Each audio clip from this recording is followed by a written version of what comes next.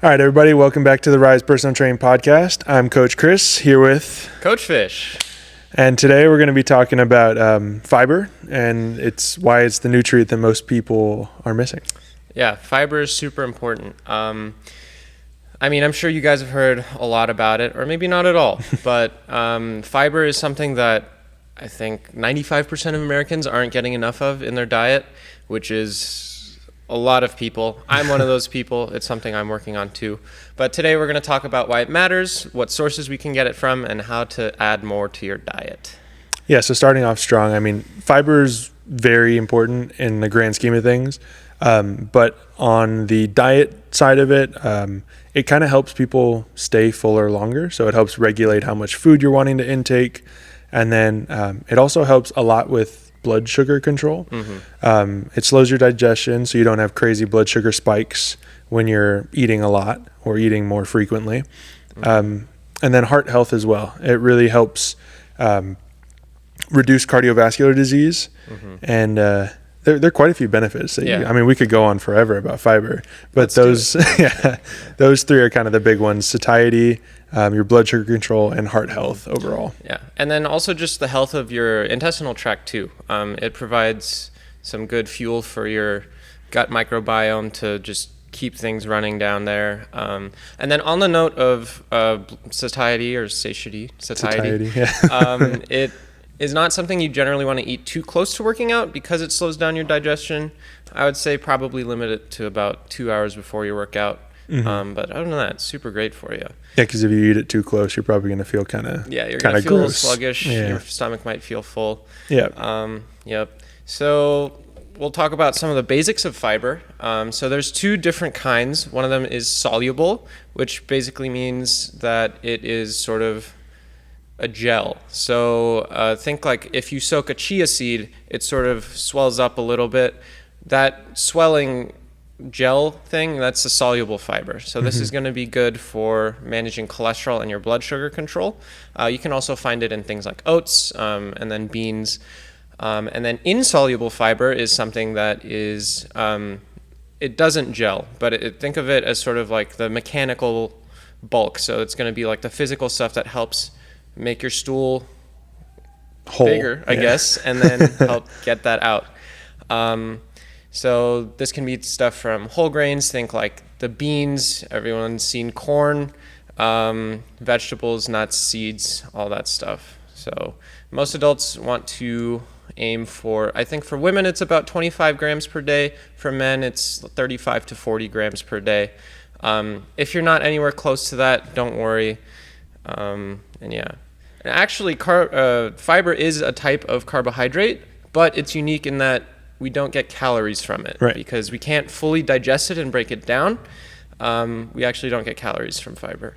Yeah, so that's why it'll help keep you fuller longer. It helps kind of regulate your diet, and then it helps with weight loss as well because you're not intaking an exorbitant amount of calories, but you also are feeling fuller, so you're not wanting to eat as much. Yeah. What are some like really good sources that you can get it from? I know you said oats and like corn and stuff. What else? That's a really good question. So the best ways to get it ideally are from whole foods because they're going to incorporate fiber plus a whole bunch of other healthy nutrients like vitamins and minerals. But I would say beans are one of the best sources of both insoluble and soluble fiber. Okay. Raspberries and blackberries are actually very high in fiber as well. I think you get almost 8 grams per cup. Geez, that's a lot. Yeah, it is a lot. Things like legumes, which are think like lentils, sort of different sprouts, and then things like chia seeds, flax seeds, hemp seeds, whether you do them ground or whole. There's benefits to doing it both. Do it both ways. That's a super easy way to just get some more fiber in your system. And then in terms of, getting fresh produce or vegetables or that sort of thing, I'm a big fan of frozen vegetables. They're convenient. They store for a long time. They're actually technically fresher, but fair, can be really helpful because you could just add it to whatever, like if you make a power bowl or something, really easy to add.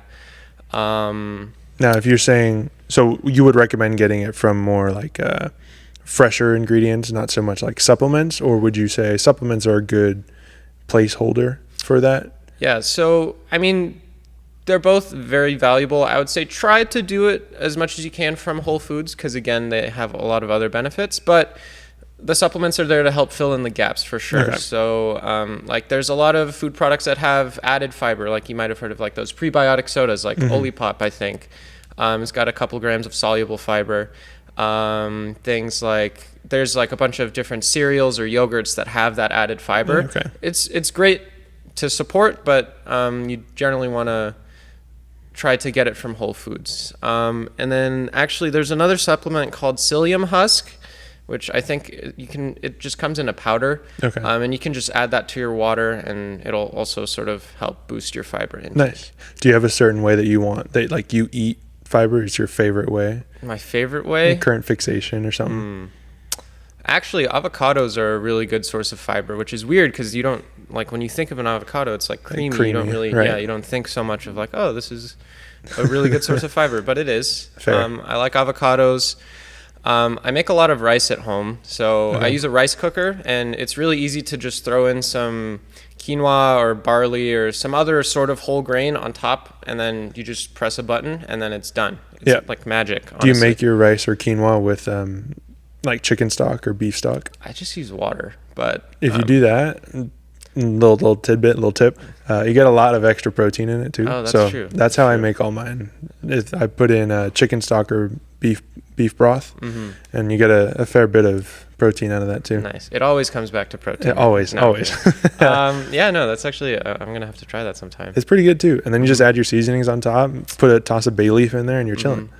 Yeah, and then like I was mentioning earlier, another one is like if you have chia seeds or ground flax or hemp seeds, like you throw that on top of a yogurt bowl, throw it in your cereal, throw it in your smoothie, throw it in like literally anything. You barely really taste it, and it just helps get your fiber intake. That being said, you don't need to go crazy and try to get like as much fiber as you can every single sitting. Yeah, because if you increase it too quickly, you get some adverse effects. I mean, definitely. there's the bloating, the gas. You get a fair bit of discomfort. Yeah. You could get stopped up pretty quickly. What else? Try to increase your intake relatively gradually. So like if you're eating maybe 3 to 5 grams a day, don't just immediately try to jump to 25 to 40 grams. Okay, you're not going to feel good. That would suck. Yeah, that wouldn't be fun. So just start introducing more of those fists of veggies for those of you who know the hand portioning. And again, like this is something that you're sort of getting in little bits over throughout the day. So it will add up, you know, like you have a cup of blackberries in the morning and then maybe some beans or some avocado on your toast. Like that's a pretty good portion.